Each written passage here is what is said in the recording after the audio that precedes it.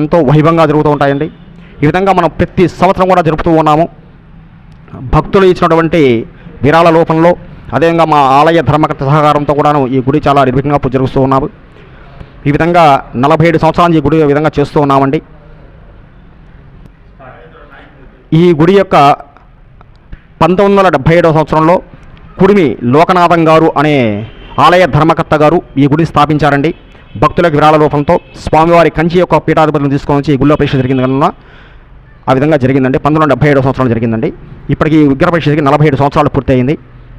అప్పటి నుంచి కూడా ఎంతో విశేషంగా పూజలు అందుకుంటాం. మన కళ్యాణ విఘ్నేశ్వర స్వామివారి ఆశీస్సులు అందరికీ ఉండాలని మనస్ఫూర్తిగా కోరుకుంటూ ఉన్నాము. Okay sir.